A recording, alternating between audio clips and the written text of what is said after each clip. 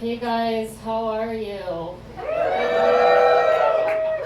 I wrote my set list on a McDonald's receipt. I was just connecting with you. So my name is Anne, and my pronouns are apparently ma'am.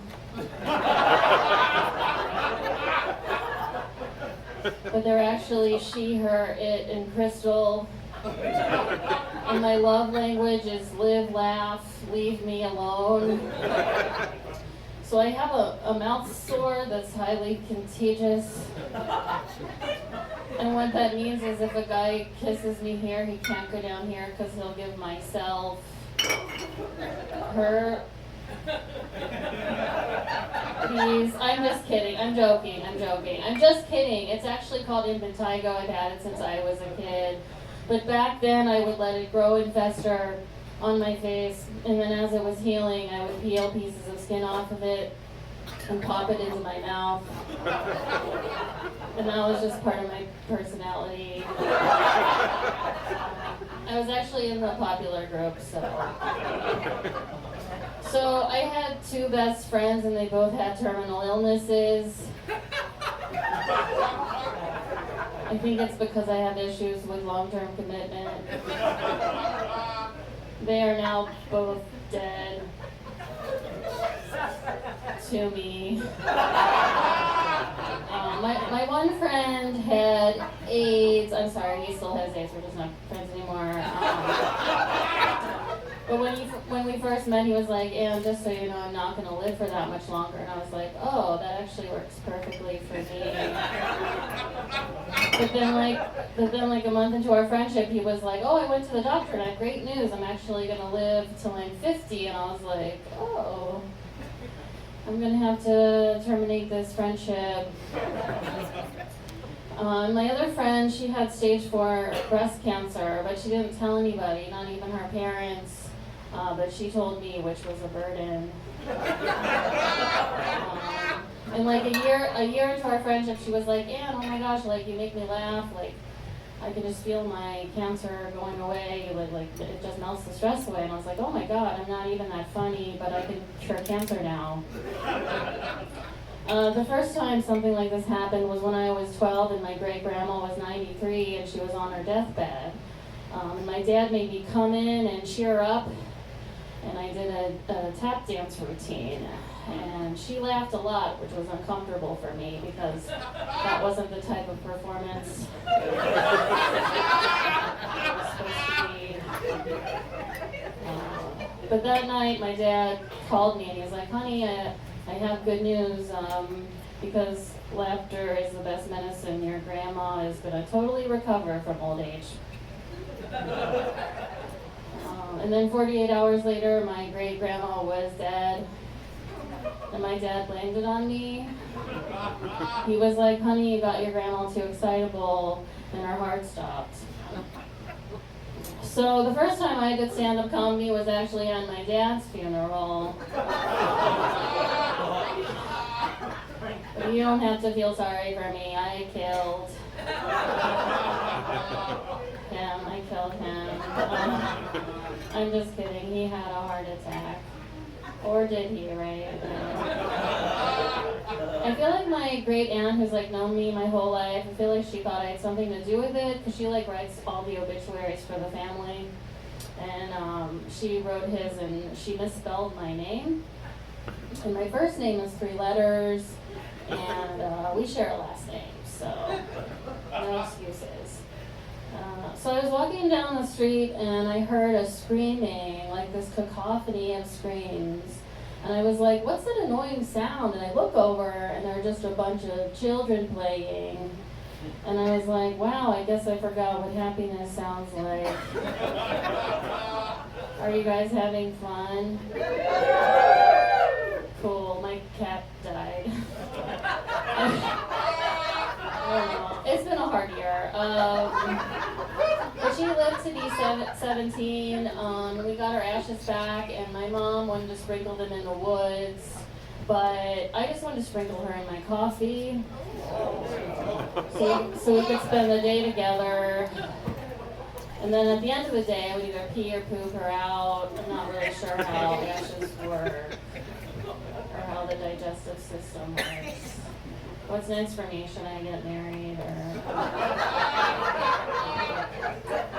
It's crazy. I actually got proposed to recently. It's true. I just feel uncomfortable when I say good news because it doesn't happen very often. I thought I would at least get one woohoo, but it's fine. It's thank you, one person. I'm blind, so I don't know where there's lights in the face.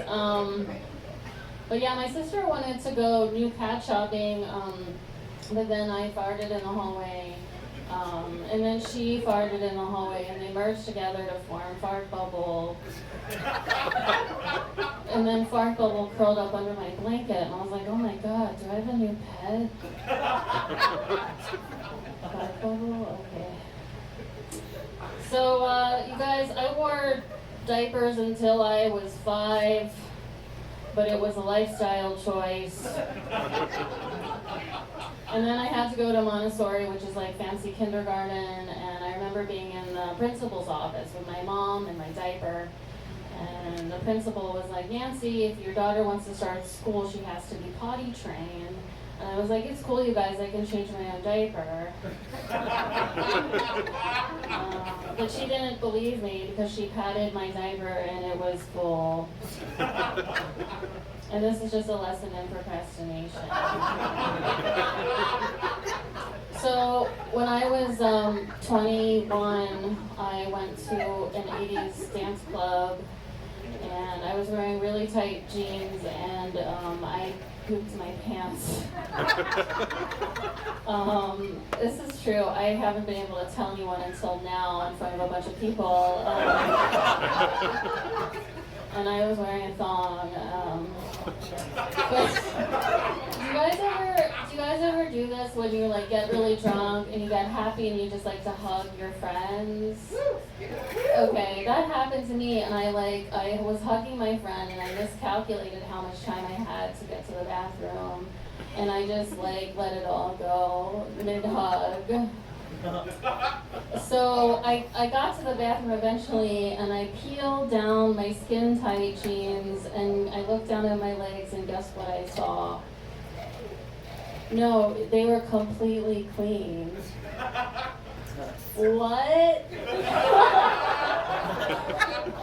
And then I peeled down my thong, and in the triangle was like perfect pulled pork barbecue, like wet and ready to eat. I talked about this on stage another time, and it like made me hungry.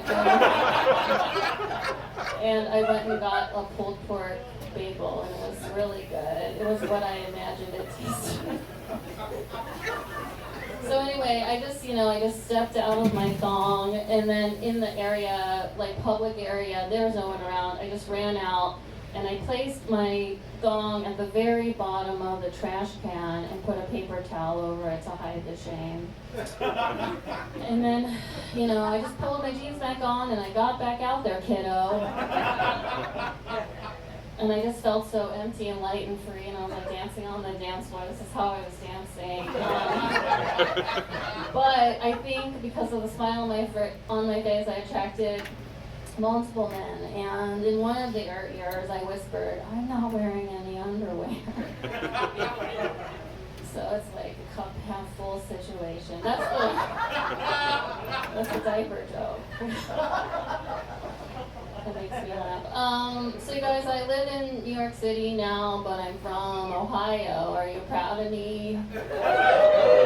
Yeah, I got out. Okay. But I grew up in a mixed religious household. My mom was Catholic. My dad was Episcopalian.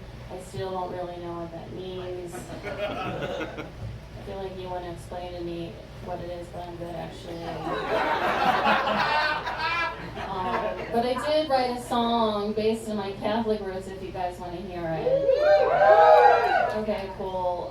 I just have to warm up my vocals really quickly because I grew up in the choir, humble brat. That's good, right? Yeah, okay, cool, okay. Here is the Lamb of God, I'm